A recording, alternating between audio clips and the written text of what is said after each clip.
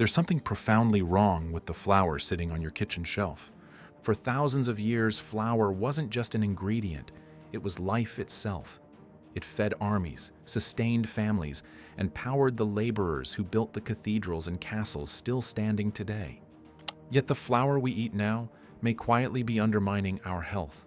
Bloating, energy crashes, brain fog, and digestive distress have become common after eating a food our ancestors relied on every day. Autoimmune conditions like celiac disease now affect roughly 1 in 100 people, while disorders such as IBS impact around 1 in 10, and inflammatory gut diseases continue to rise alongside industrial food processing.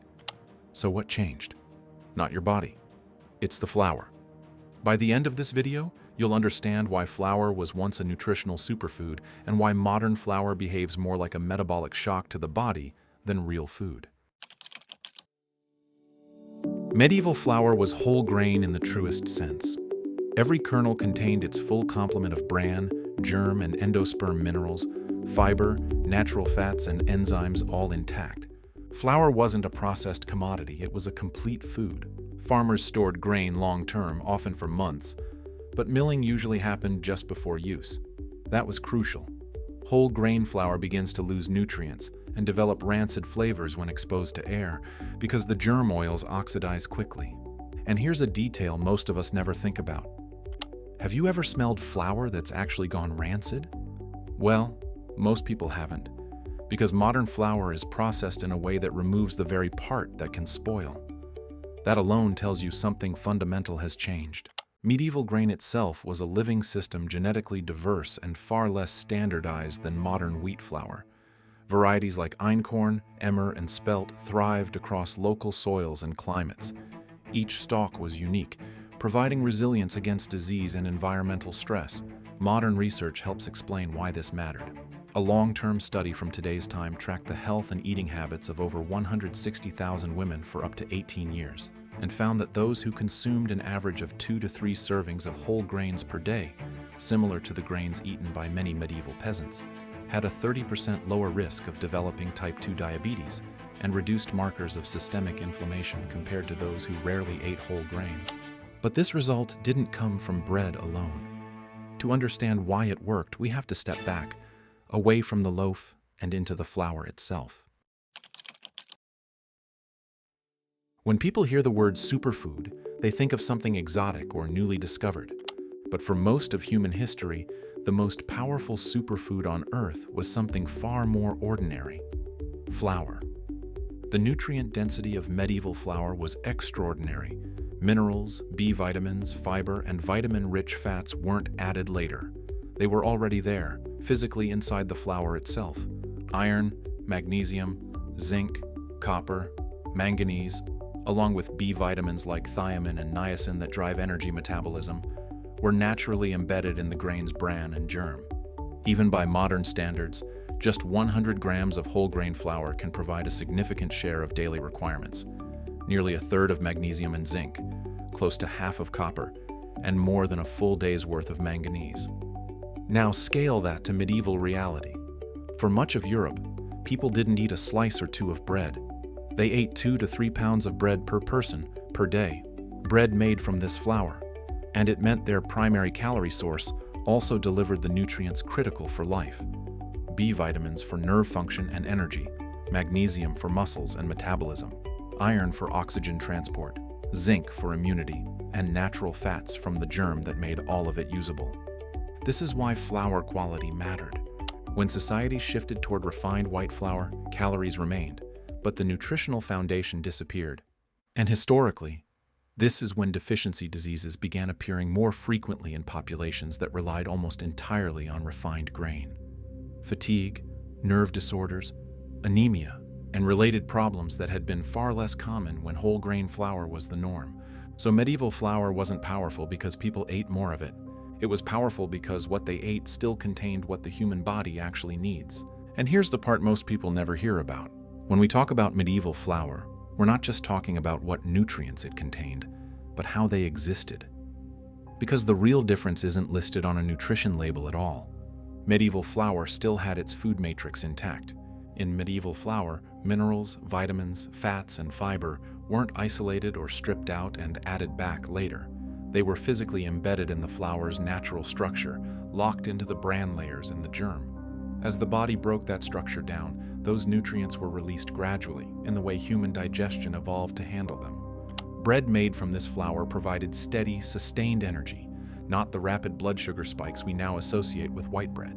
Hold on to that, because in a moment, we'll compare this directly to modern flour and see how diseases spread and why the industry later had to step in to compensate. But before we get there, there's one more step medieval bakers practiced every single day to get even more out of the flour, often without fully understanding the chemistry behind it: fermentation. Fermentation didn't create nutrients in medieval flour, and it wasn't strictly required for those nutrients to exist. What it did was improve access to what was already there. Sourdough fermentation slowly acidified the dough, triggering chemical changes inside the grain. That mild acidity reduces phytic acid, the compound that binds minerals like iron, zinc, and magnesium, and can limit how much the body absorbs. As phytates break down, mineral availability increases. In other words, medieval flour already carried the nutrients. Sourdough simply made them easier to use. It didn't replace the foundation, it refined it. But what happened when centuries of careful flour craft were traded for speed, scale, and shelf life? The answer lies in industrialization and how it transformed the grain, the milling, and the flour itself into something our bodies weren't designed to handle. Medieval flour, once perfectly structured for human digestion, began to be replaced by stripped, industrialized white flour. Stone grinding gave way to roller milling, which removed the bran and germ to extend shelf life. Wheat was bred for uniformity and high yield, not for nutrition or digestibility. Norman Borlaug's semi-dwarf miracle wheat fed millions during the Green Revolution, but it was optimized for output and shelf life, not human metabolism. Medieval bakers, by contrast, milled grain just hours before baking. Every loaf carried the full nutrition of the whole grain, enough to fuel armies with energy, protein, and minerals. The protein and starch composition of modern flour has changed since then. Gluten became stronger, starch content increased, and compounds like lectins and phytic acids rose, which interfere with nutrient absorption. Flour became a commodity engineered for machines, not humans. It is less prone to spoilage, offers greater consistency, and creates bread with a lighter texture and milder taste that aligns with popular demand. By the mid-20th century, this method became so entrenched that over 95% of modern flour consumed in both bakeries and households is white. What was once nutrient-dense and structurally intact became stripped, chemically treated, and designed for shelf life. Bread grew cheaper, softer, and more uniform, but far less nourishing. The result? Flour that once fueled laborers and soldiers now triggers blood sugar spikes, digestive stress, and inflammation in millions. It may look familiar, but inside your body it behaves very differently. What was once a superfood became a liability, and we're only beginning to grasp the consequences.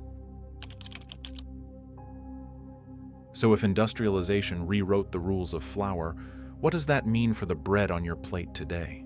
Think the bread you eat is harmless? Think again. Refined white flour, the most common type today, is little more than starch. The bran and germ, the parts packed with fiber, minerals, B vitamins, and healthy fats, are stripped away to extend shelf life. That's more than half of wheat's B vitamins, 90% of the vitamin E, and virtually all of the fiber. It grows faster, contains more resistant starches, and has gluten proteins that our ancestors' digestive systems weren't built for, and most remaining nutrients are chemically or physically altered. Remember that food matrix from earlier? Because this is exactly where modern flour breaks it apart today. White flour is now the global standard. In supermarkets, bakeries, and packaged foods, refined grain has replaced the whole grain flour that once fed entire populations. And when this shift first happened, the consequences were immediate. In the early 20th century, populations relying almost entirely on refined flour saw sharp rises in deficiency diseases, beriberi, pellagra, and widespread iron deficiency anemia. Governments responded with enrichment. By the 1940s, modern flour was fortified with iron, and a short list of synthetic B vitamins to prevent collapse. And it worked. Severe deficiency diseases dropped dramatically. Neural tube defects later fell by roughly 20 to 30% after folic acid fortification was introduced. But enrichment only solved yesterday's crisis, not today's. Modern white flour still delivers calories, but it no longer delivers structure. The bran and germ, and with them fiber, magnesium, zinc, copper, manganese, vitamin E, natural fats, and hundreds of supporting compounds, are still missing. What's added back are isolated nutrients, sprinkled in after processing, disconnected from the food matrix that once regulated digestion and absorption. And modern processing didn't stop at removal. To make flour whiter, softer, and more consistent, industrial milling introduced chemical bleaching and maturing agents, substances designed to accelerate a process that once took weeks or months naturally. Compounds like benzoyl peroxide, chlorine dioxide, or azotocarbonamide are used to improve color, texture, and baking performance, while also extending shelf life. Natural maturation, which once allowed enzymes and flavor compounds to stabilize slowly, is now replaced by rapid chemical treatment. This is where modern problems begin. Without the original structure, and now altered further by industrial processing, modern flour digests fast. Blood sugar rises sharply, insulin spikes, satiety fades. What little nutritional value remains after refining is poorly delivered. Minerals compete for absorption instead of arriving within a balanced food matrix. Fortification keeps people above deficiency, but it cannot recreate metabolic stability. And there's another layer most people never consider. In many modern farming systems, wheat is treated with glyphosate-based herbicides. The same chemical carries hazard warnings on its packaging, warnings intended for agricultural handling, not for the dinner table. Trace residues can remain in finished grain products, adding yet another modern variable that never existed in traditional flour systems. So over time, modern societies didn't return to health. They traded one set of problems for another: insulin resistance, chronic inflammation, energy crashes, gut stress, and metabolic disease. And it didn't stop there. As refined white flour became cheaper, more abundant, and more industrially processed through the 20th century, several trends rose alongside it. White bread and refined grain products came to dominate daily calories in many industrialized countries. At the same time, type 2 diabetes rates increased by more than 300% over the last century, particularly accelerating after the mid-20th century. Obesity followed a similar curve, once rare, now affecting over 40% of adults in some modern populations. This doesn't prove flour alone caused it, but it raises an uncomfortable question. White bread has a glycemic index often equal to or higher than table sugar, meaning it is digested rapidly and drives sharp glucose and insulin responses. As refined flour intake increased, so did markers of metabolic strain. Insulin resistance, energy crashes, and impaired blood sugar control. Dental health tells a similar story. Archaeological evidence shows that populations consuming coarse, minimally processed grains had far lower rates of dental caries. After the widespread adoption of finely milled white flour, tooth decay increased dramatically within just a few generations. Again, not one cause, but a striking shift. Digestive health followed the same pattern. Highly refined carbohydrates became more common, while fiber intake dropped. At the same time, modern populations began reporting higher rates of bloating, gut discomfort, and inflammatory conditions, issues rarely documented when whole grains dominated daily diets. None of this proves refined flour is the sole villain, but the pattern is consistent. As flour lost its structure, diets lost their natural breaks. Calories became faster, digestion became sharper, regulation weakened, and modern disease patterns emerged not overnight, but steadily, alongside a food system built on refinement, speed, and uniformity. Sometimes the most important evidence isn't a single study. It's what happens when multiple trends rise together and never quite separate again. So if modern flour is where things begin to go wrong, there's only one place left to look. Because medieval people didn't eat flour by itself. They ate bread, and the way that bread was made mattered just as much as the grain. That's exactly what I break down in my other video on screen. In it, we follow what happens after the flour leaves the mill and how it went wrong again in modern times. If you want the full picture, from grain to loaf. That's where this story continues in the video you see on your screen. See you next time.